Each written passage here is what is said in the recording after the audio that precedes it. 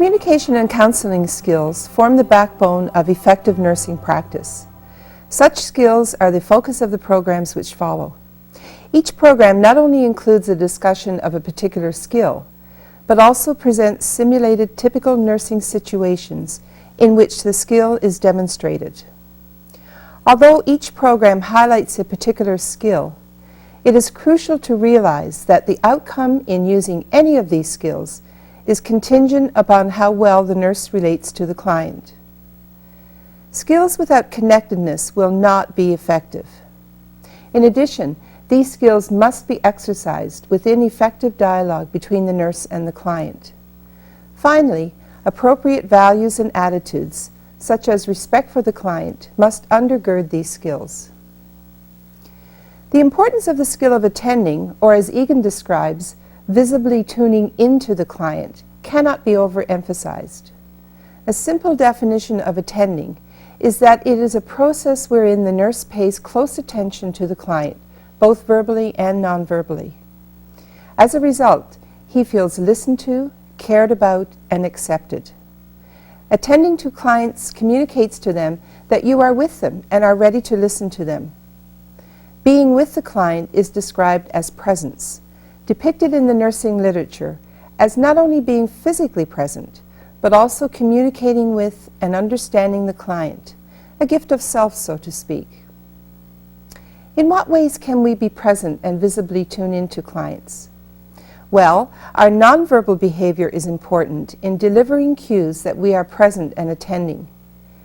Egan uses the acronym SOLAR to illustrate effective behaviors. S for facing the client squarely or turning toward the client.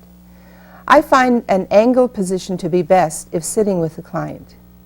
If by a client's bed, standing or sitting close and facing her is appropriate. O refers to adopting an open posture, which communicates to the client that you are open to what he has to say. L indicates leaning toward the client. I find that slightly leaning toward the client naturally occurs from time to time as I become involved in a conversation with her. E means maintaining eye contact, not constantly, but fairly steadily.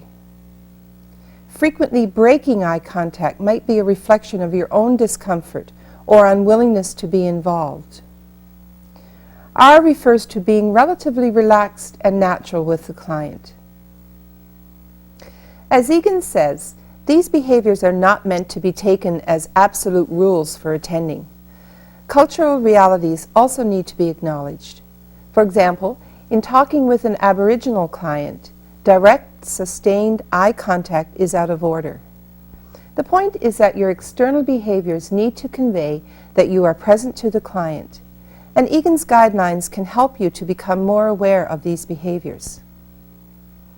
Physical touch is one nonverbal communication, which is an integral part of nurse-client interactions.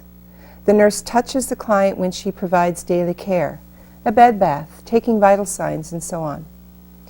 Touch can be used in counseling clients as well, to show care and concern, to convey empathy, to create a connection with the client, or to convey acceptance of the person. Sometimes touch can be more significant than words and can reach the client when words cannot. There are several variables which affect the use of touch as a way to communicate an attitude or feeling. A nurse may not feel comfortable touching the client because of his personality, culture, or life experiences. Similarly, a client may not be comfortable with the nurse touching her.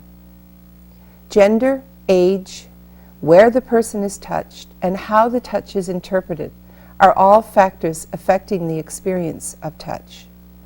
The nurse needs to be acutely aware of when touch is or is not appropriate. For example, a client recently told me of how startled she becomes, even angry, when someone touches her. This is an obvious cue that the use of touch will not be appropriate in this situation. Sometimes a client may be paranoid or confused, and touch can actually detract from the development